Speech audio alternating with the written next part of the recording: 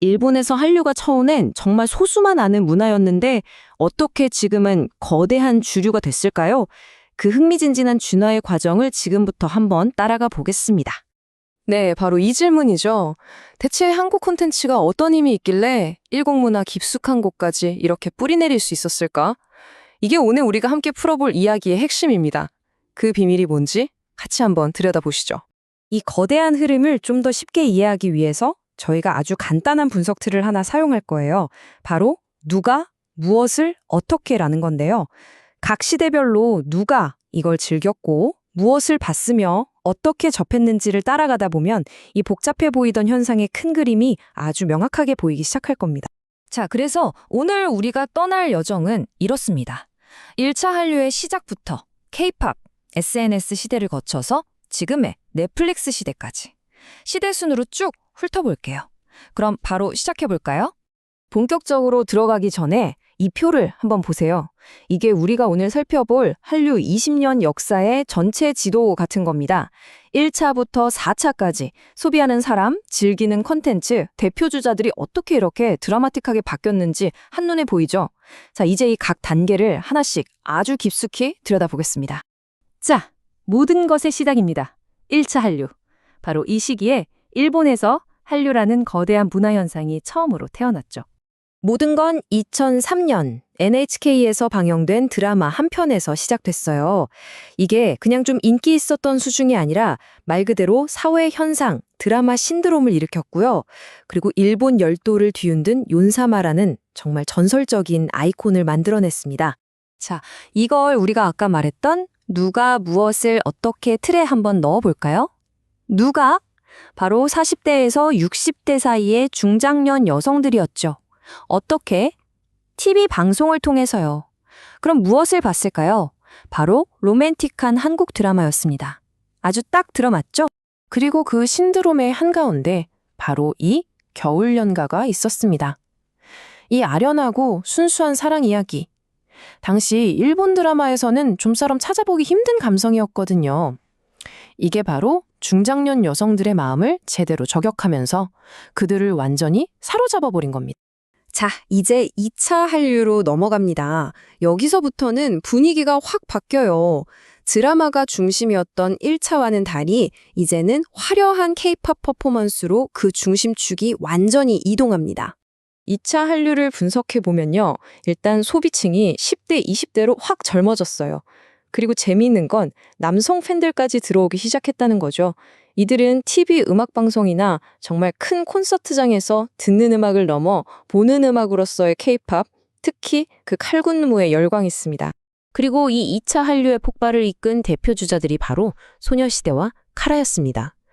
이들이 일본에서 가장 권위 있는 연말 음악방송에 나가고 또 꿈의 무대라는 도쿄돔을 꽉 채웠다는 건 이건 그냥 인기가 많다는 걸 넘어서 K-팝은 이제 더 이상 소수만의 문화가 아니다 라고 일본 전체에 선언한 것과 같은 아주 상징적인 사건이었어요. 자, 여기서 한류 역사상 정말 중요한 변화가 일어납니다. 바로 컨텐츠가 퍼져나가는 방식의 변화예요. 이전까지는 방송사가 자, 이거 보세요 하고 밀어주는 탑다운 방식이었잖아요. 그런데 이제는 팬들이 직접 재밌는 걸 찾아서 퍼뜨리는 바텀업 방식의 혁명이 일어난 겁니다. 이 차이가 앞으로의 모든 걸 바꿔놓게 됩니다. 진짜 중요해요.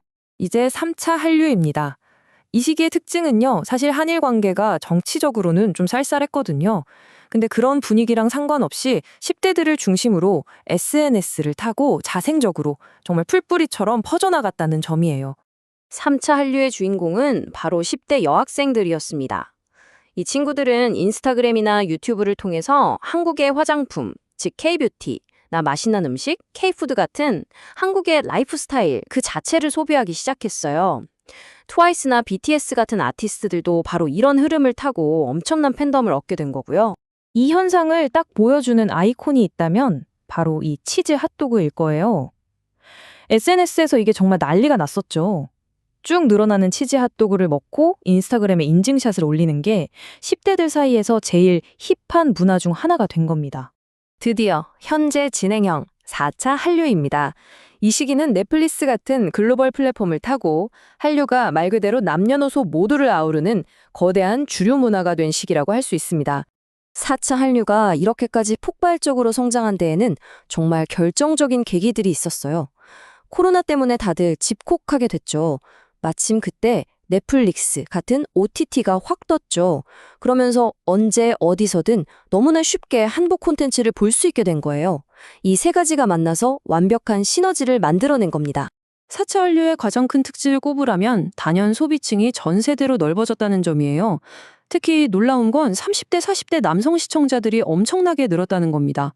콘텐츠도 이제 로맨스에만 머무르지 않고 웹툰을 원작으로 한 다양한 장르로 쭉쭉 뻗어나갔죠. 이 차트가 바로 4차 한류의 가장 놀라운 변화를 한눈에 보여줍니다. 이전 세대 한류에서는 사실 상상하기 어려웠던 남성 시청자층이 이렇게나 많이 유입된 거예요. 이게 바로 한류가 아는 사람만 아는 문화에서 모두의 문화로 넘어가는 결정적인 힘이 되어준 겁니다. 그리고 이 새로운 남성 시청자들의 마음을 제대로 훔친 대표작이 바로 이태원 클라스입니다. 주인공의 성장과 통쾌한 복수라는 주제가 기존의 달달한 로맨스 드라마와는 전혀 다른 매력으로 다가갔던 거죠. 이 문장이 4차 한류의 현주소를 가장 정확하게 요약하고 있는 것 같아요.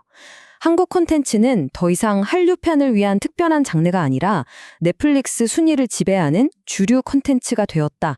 네, 소수 취향에서 주류로 마침내 완벽한 전환이 이루어진 순간입니다. 자, 오늘 우리가 함께 걸어온 20년의 여정이 이 표 하나에 다 담겨 있네요. 40대 여성분들이 거실 TV 앞에 모여서 겨울 연가를 보던 그 시절에서부터 이제는 남녀노소 모두가 각자 스마트폰으로 이태원 클라스를 보는 시대까지 이게 얼마나 엄청난 변화인지 다시 보니 확 느껴지시죠? 그렇습니다. 오늘 이야기의 핵심 결론은 바로 이거예요. 한류는 이제 더 이상 잠깐 나타났다 사라지는 유행이 아니라는 것. 일본 문화 안에서 영화나 애니메이션처럼 언제든 내가 원할 때 골라볼 수 있는 하나의 독립적이고 영구적인 장르로 완벽하게 자리 잡았다는 겁니다. 한류가 이렇게 일본 문화의 중요한 한 축이 된 지금, 우리는 새로운 질문과 마주하게 됩니다. 그럼 앞으로 두 나라의 문화 교류는 또 어떤 모습으로 진화하게 될까요? 이 질문을 여러분께 한번 던져보면서 오늘 이야기는 여기서 마치도록 하겠습니다. 들어주셔서 감사합니다.